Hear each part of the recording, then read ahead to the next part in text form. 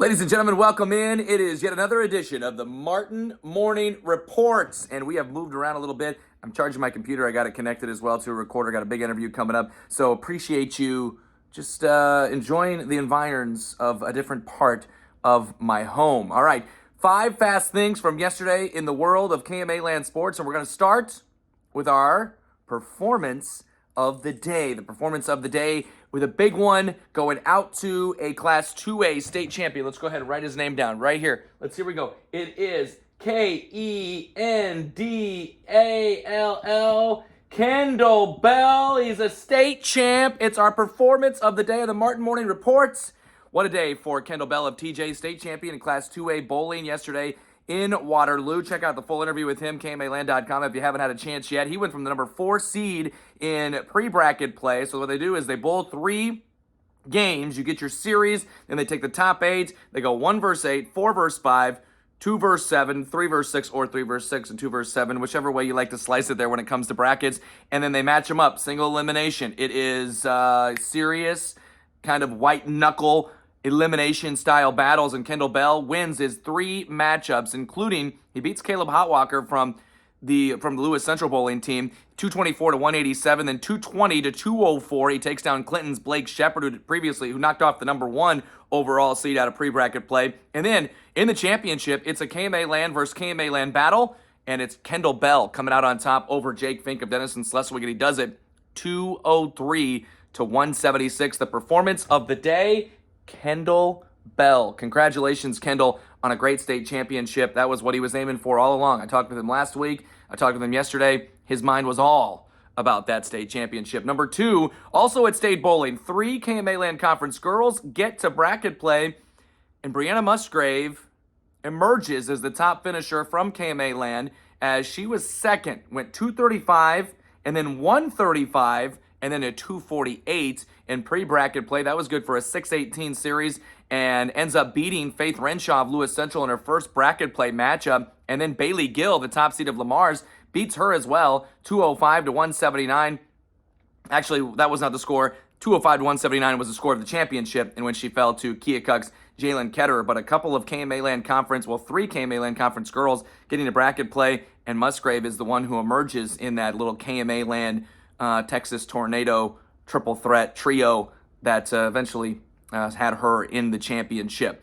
Talked with her yesterday as well. You can check out that full story as mentioned at our local sports news page. All right, moving on to number 3, 7 area boys teams. Moving on in the tournament trail. Let's run them down. Number 1 is Glenwood. A double overtime win for the Rams over Lewis Central, an absolute classic last night. Trevor Mader's throat is very, very, very, very dry.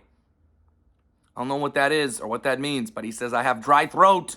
And it's because of the double overtime heroics there as Glenwood wins it. Caden Anderson had 22. Aiden Gibson had some big free throws, which forced an extra period. Creston goes on the road last night on our KMA Extreme and wins the rubber match with Harlan in overtime. Another overtime game. Jake Hoyt had 21, but it was the defense in OT holding Harlan scoreless in the victory as the Panthers move on, and they'll face Bondurant Farrar in the next round. Council Bluffs Abraham Lincoln got a victory in Class 4A. Cole Arnold did his business, 26 points in a win over Sioux City West. Heelan, a tight win over Sioux Center. They got 14 points from Sean Schaefer. Sergeant Bluff Luton, also a tight win over Storm Lake behind the heroics of Scott Dixon, who had 27 points, 5 boards, 3 assists. By the way, should mention in that sub-state that we were talking about, sub-state 1, Glenwood LC, double overtime. Heelan win was by 3 or 4. Sergeant Bluff Luton was by 4 points. And then the Lamar's MOC Floyd Valley matchup, that was the 1 versus the 8. Lamar's actually was hanging in there for a long while, and then MOC Floyd Valley pulled away for the 11-point win. Great games there in Sub-State 1.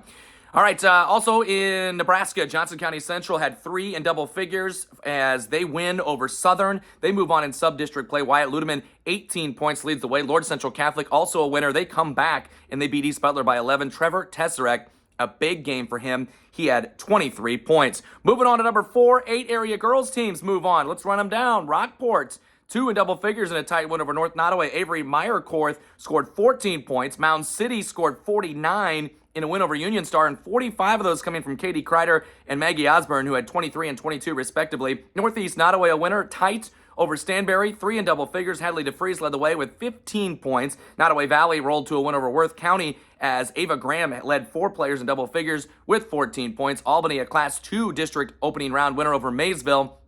Haley Wink had 12 in a very low-scoring victory. And then North Andrew, a winner. Ellie Lawrence had 11 to lead the way in a win over DeKalb. King City had a dominant win. No stats from that one. And then in Nebraska, Plattsmouth beat Nebraska City. Avery Winters had 11 for the Blue Devils in a dominant win. They had about 8 different girls that scored 4 or 5 points, at least 4 or 5 points. Moving on to number 5, former Lewis Central greats Trent and Travis Paulson are members of the 2024 Iowa Wrestling Hall of Fame class. Congratulations to those fine gentlemen. Not only have they given us the heroics on the mat during their time at Lewis Central and then eventually at Iowa State as well, they continue to give back to the sport of wrestling as coaches.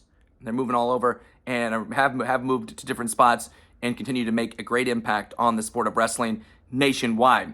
All right, moving on to today. We've got Class 4A, 5A regional finals today. Lewis Central, Norwalk girls on KMA FM. Again, this is a stupid matchup. Shouldn't have to happen here. Lewis Central already beat Norwalk this year. Should not have to go through a ranked team a second time in one season. We already found out what we needed to know. They should have been split up, but it will happen. Lewis Central and Norwalk. I should also note, Norwalk was rated ahead, just like directly ahead of Lewis Central for the longest time. Then eventually somebody there, I guess, at the union realized, oh, Lewis Central won that game. Now they got to do it again tonight to get to state. Also, Heelan plays winner set. Sioux City West plays Johnston. Sioux City East is at Ankeny Centennial. 1A, 2A boys district finals tonight as well. East Mills Bedford is on our KMA Extreme with video. Woo!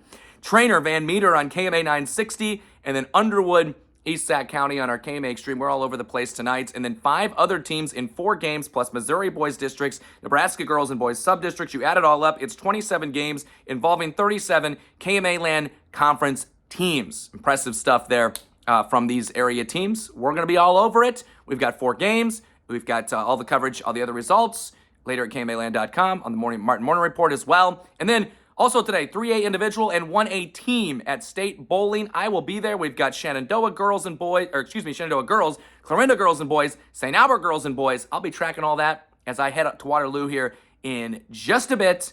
Excited to see how that goes down at the Cadillac XBC. Martin Morning Report is done for this Tuesday. We hope you enjoyed it. We hope you enjoy your Tuesday. We'll talk with you tomorrow.